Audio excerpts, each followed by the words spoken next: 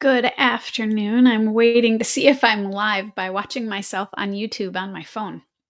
This is the first time I've done this by myself. Unfortunately, Harold isn't going to be able to join me, so I'm going to do the introduction myself and by myself.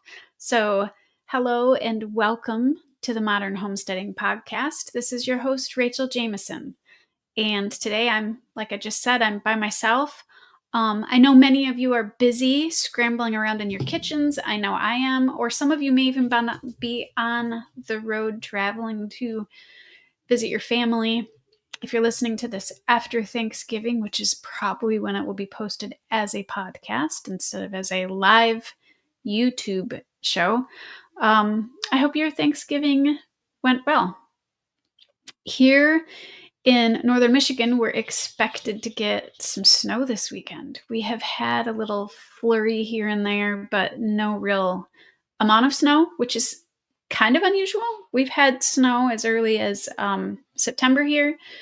So to not have any snow accumulation here at all so far is a little unusual. It's been pretty warm until the last few days. But we're expected to get quite a bit of snow, to a foot maybe. So we'll see. I'm going to move my microphone closer. I don't have anybody to tell me if they can or can't hear me, which is kind of weird. I believe I can see if you make a comment. And so if you do, I'll be able to see that. But it is 4:30 here, Eastern Standard Time. And I have been in the kitchen since about 5 o'clock this morning. I've been doing some things here and there, cleaning up things at the house and also just baking some things. I normally spend long days in the kitchen baking, followed by many days absent in the kitchen. It's just kind of how I do things. I tend to batch cook, which works for my life. It makes it easy for us to just grab things out of either the freezer or the refrigerator that I've already made and cooked up. So it's pretty normal for me to spend a really long day in the kitchen and then multiple days working. It's just how I do things. One of my biggest surprises today was I had forgotten that my cheesecake recipe makes 2 cheesecakes. And I kept thinking to myself as I was making the cheesecake in the mixer, which it's a very rare occasion for me to actually get out my mixer. I usually do everything by hand. I enjoy that process. I'm not saying you have to, but I enjoy the process. Anyway, I was thinking as I was adding all of these ingredients to my mixer, how full it was. But for some reason, it just never clicked to me that it makes 2 cheesecakes. So then I went to make the second batch after I dumped it in the bowl, into a bigger bowl. And then I went to put it into my pie crusts, and I realized I made 4 cheesecakes. So anyway, I have a couple of crustless cheesecakes, and I have a couple of crusted cheesecakes, and I think we're going to end up having a bunch in the freezer. So that is what I am up to. That's the update on the homestead. We still do not have power at the new place. That is going to be an ongoing saga, I think. And yes, we will now be moving in the snow. Yay. What other updates? There's really not much to update.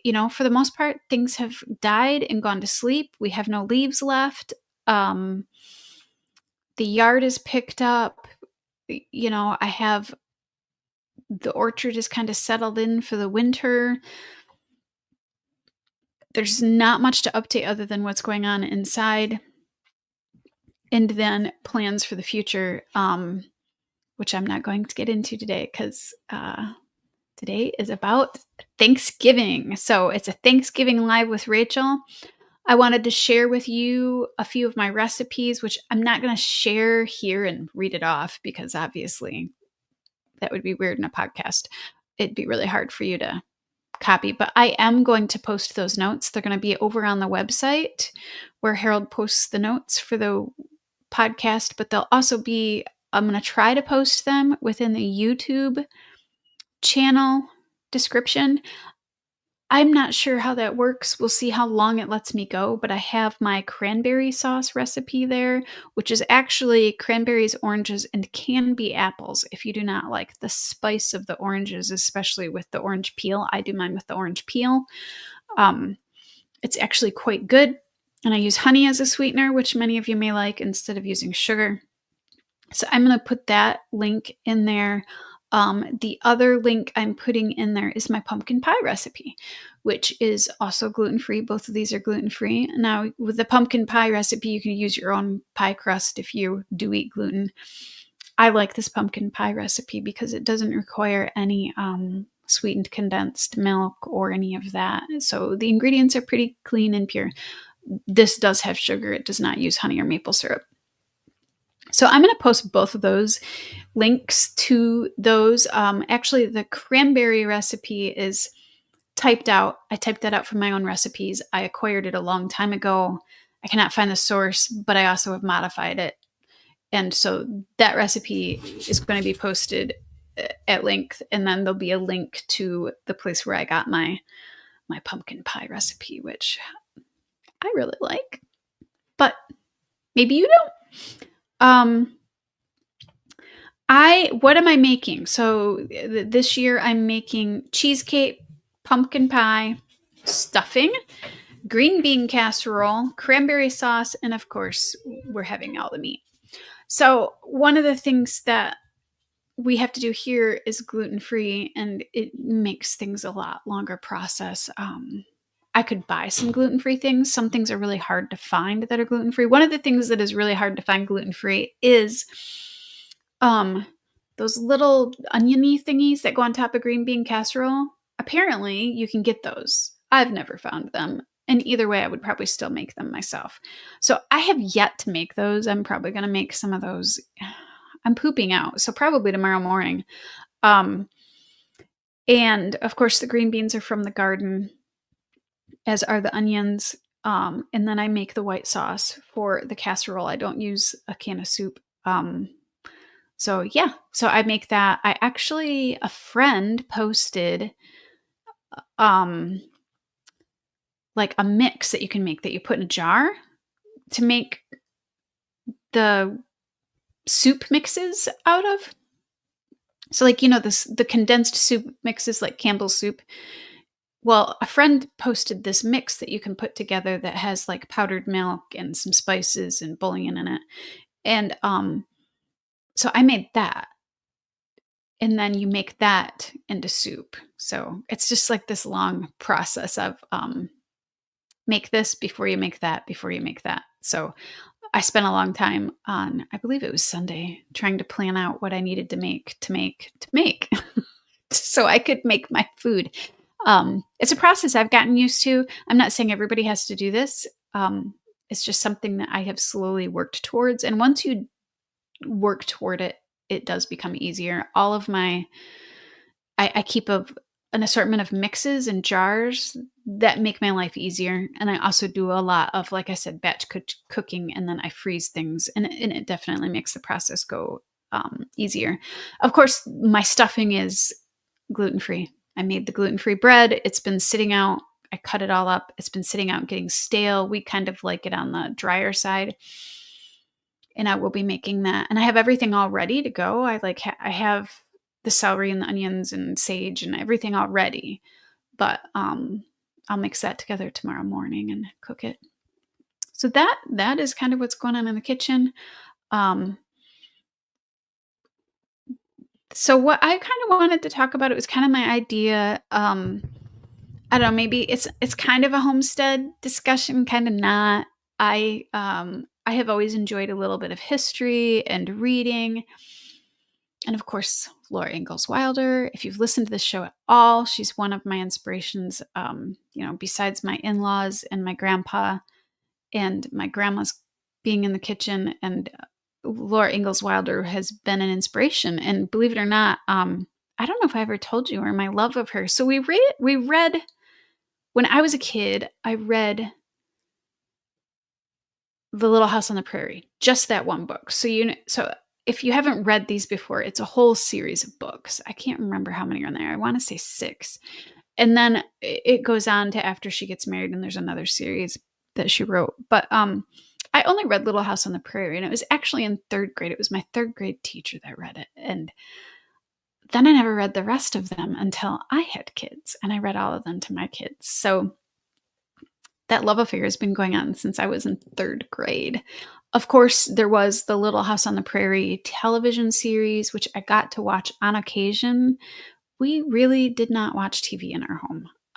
It was rare that it was on. It was rare that I don't know, we just did not watch TV. And then as I grew up and got married, we never had television in our own home until I want to say, like, we had a TV and the kids would watch movies on it, but we just didn't have a TV. And so we just didn't watch them. And to this day, I probably have not seen all the episodes. But the television show is actually quite different than the books, in my opinion, from what I've seen.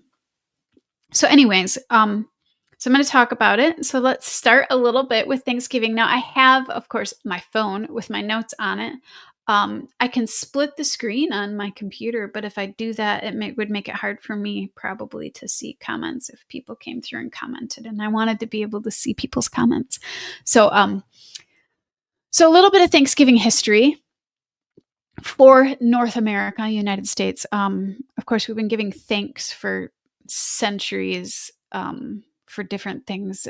You know, in the Bible, there's celebrations for giving thanks. There's the Feast of Tabernacles. You know, there's Feast of Tabernacles, and it's nothing new. Native Americans give thanks. Having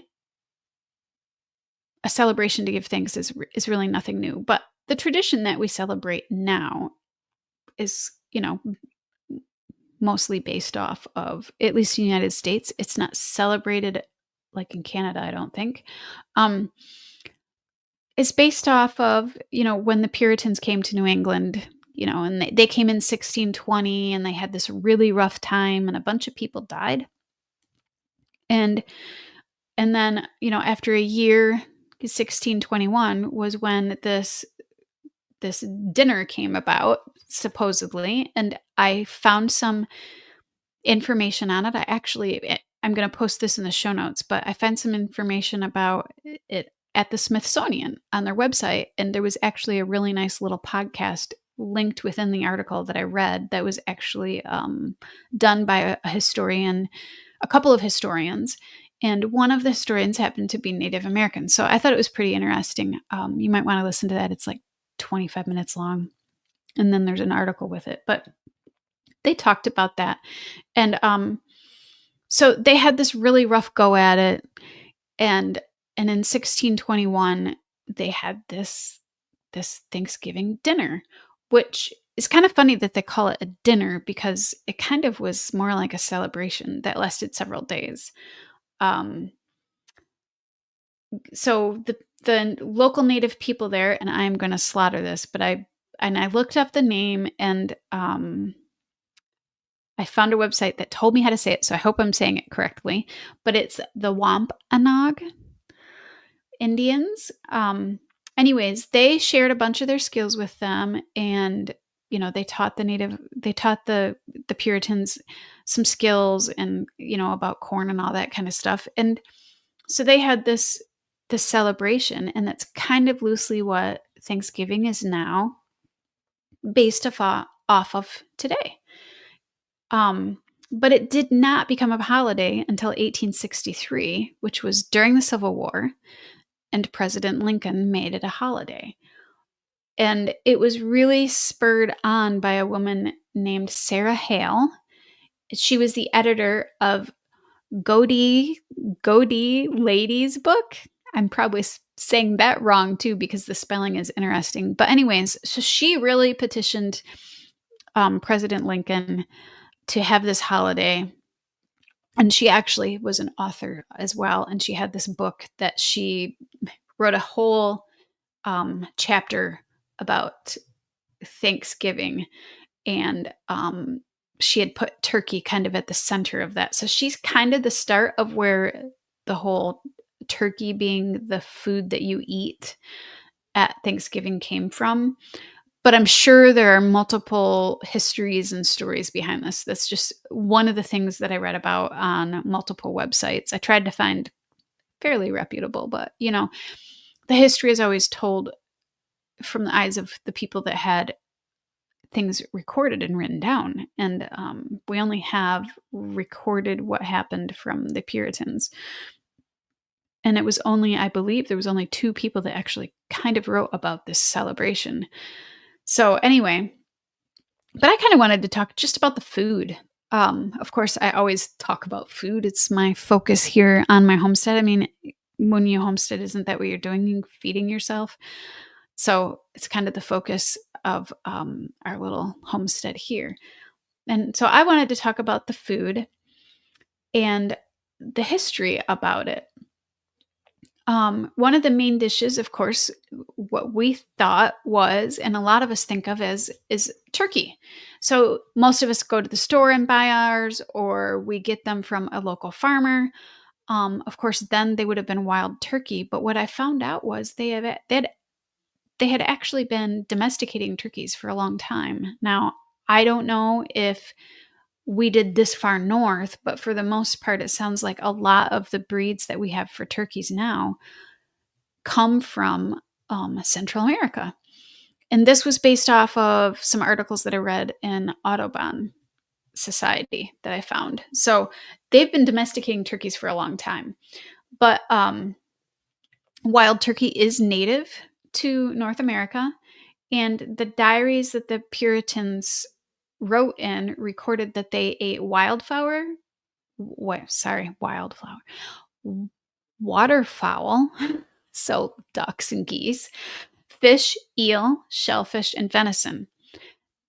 They didn't really mention turkey, but they did mention hunting turkey earlier in the diary. So we don't know if it was actually at that first Thanksgiving or not. They did record what they did eat, and it didn't say turkey.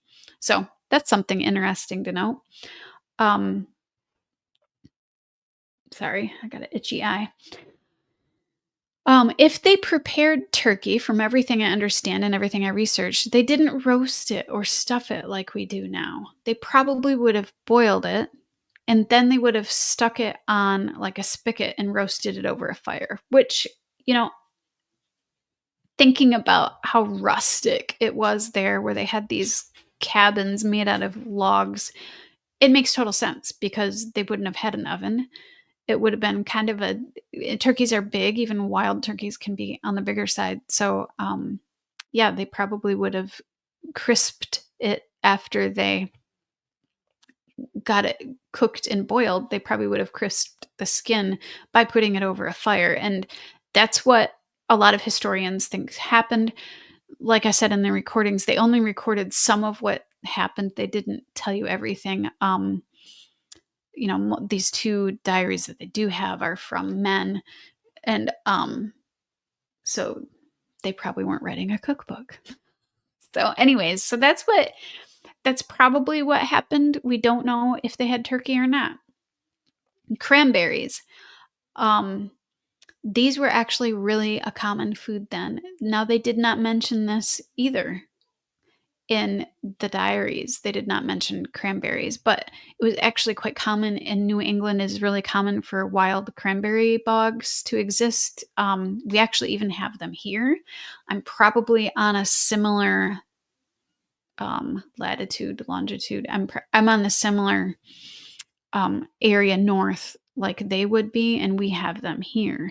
So it would make sense that they had them. The Native Americans, of course, ate them and used them in a lot of things. It's unclear if they ate them, but it's suspected that they probably did. And if they did, they probably had them in porridge or puddings or sauces, possibly even pemmican. But for the most part, I believe, I don't know if they ate that like normal, like granola bars like we eat now, or if that was something that they only saved for like winter, and that was how they preserved some of their food. From what I understand, it's how they preserved some of their food. But I'm realizing more and more some of the things that I learned, we have now learned new and differently. And So I don't know, I haven't kept up on all that. But the cranberry sauce that we have today what is not what they had then. There's no way it was the sugary mess that we have now.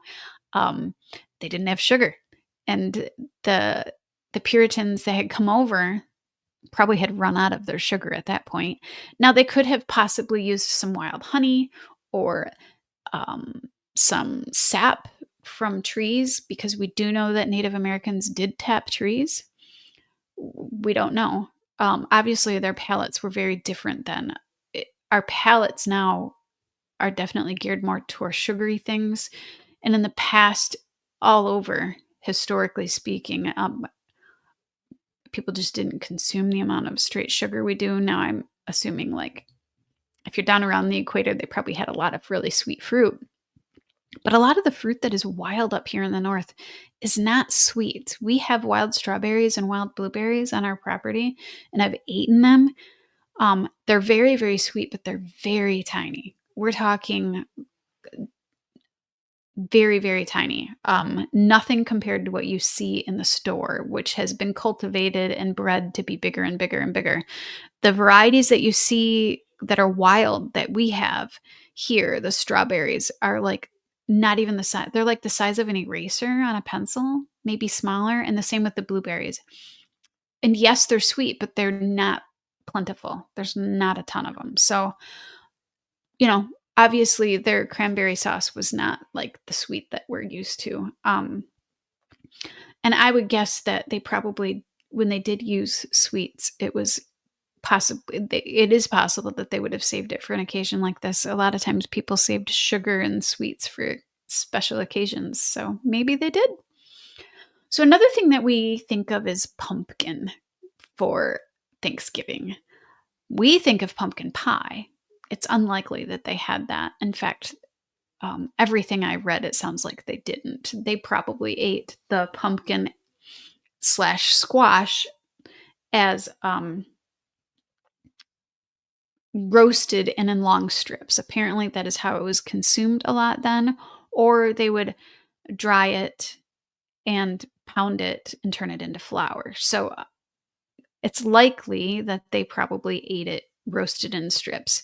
Now, it is mentioned in the diaries that I found that that's what they ate. They did have pumpkin / squash, but we don't know how they had it, if it was in a stew or if it was, these dried strips.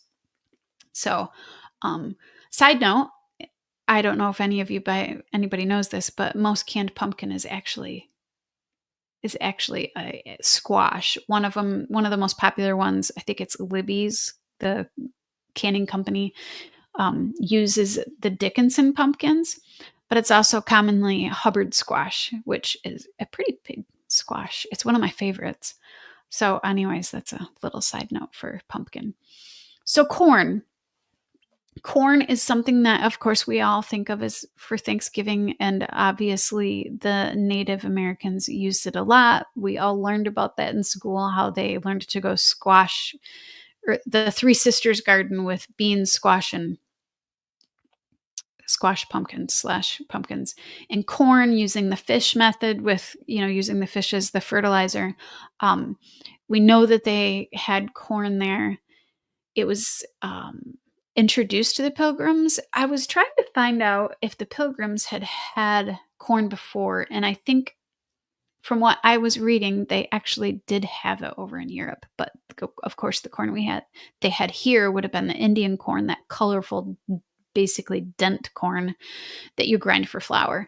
And so that was present at the first Thanksgiving, and it had become a staple crop, and became more and more of a staple crop for the Puritans and the Pilgrims when they came over. Traditionally, that food would have been eaten as hominy, which is something that you combine with lye or wood ash from their fires. And it was also pounded down and dried into flours. And then it was also cooked often with beans and rice. Apparently, they ate a lot of this Native American tribe ate a lot of dried beans. So it was likely that they probably ate it in a soup and as a bread. So this celebration went on for several days.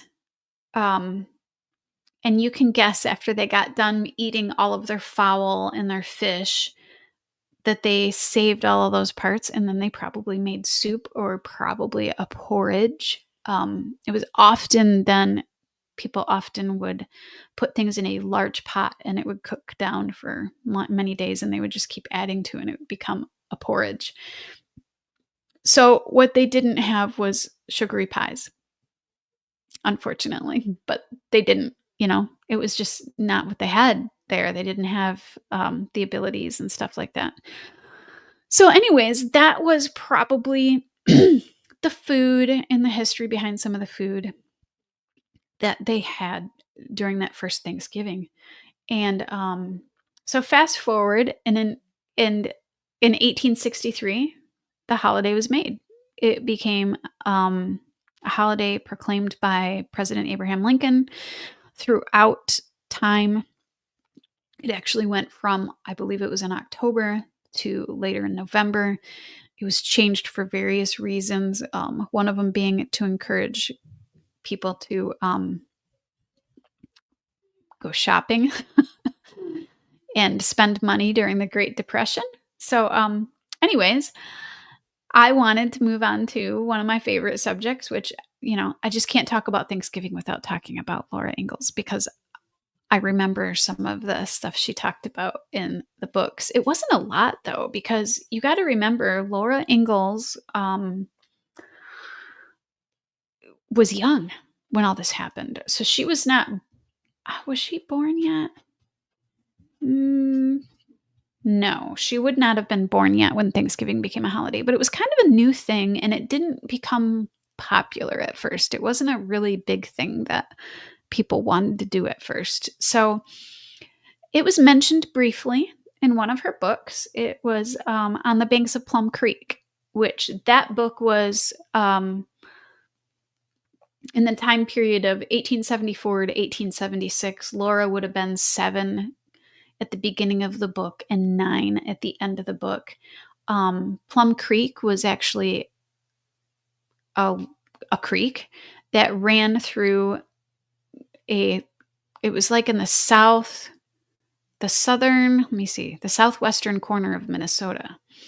And they lived in a dugout, like a dugout. So a sod house, basically. So pretty basic living. And that was where they lived that year. And I wanted to read just her recollection that she wrote on the banks of Plum Creek, because I find it really sweet and fun to hear. Now these are kind of fiction, but they're true. So it's what happened to her and it's her recollection. So I wouldn't call it a diary, but it's pretty close. And I enjoy reading stuff like that. So anyways, this is Laura from chapter 12. Thanksgiving dinner was good. Pa had shot a wild goose for it. Ma had to stew the goose because there was no fireplace and no oven in the little stove. But she made dumplings in the gravy. There were corn dodgers and mashed potatoes. There were butter and milk and stewed dried plums. And 3 grains of parched corn lay beside each tin plate. At the first Thanksgiving dinner, the poor pilgrims had nothing to eat but 3 parched grains of corn. Then the Indians came and brought them turkeys, so the pilgrims were thankful. Now, after they had eaten their good big Thanksgiving dinner, Laura and Mary could eat their grains of corn and remember the pilgrims. Parched corn was good. It crackled and crunched, and its taste was sweet and brown. So that was the only thing that she wrote about Thanksgiving that year, and then she moved on to Christmas. And it's one of the only times I believe she talked about it in the whole series. Now, later I came across an article that Laura wrote. It was in a magazine. So Laura was actually elderly at this time and was struggling with some health issues, but it was in South Dakota Magazine. And It was in 1916 that she wrote this. And she was remembering this was when they lived in the Dakota territories, and that was a really rough time for them.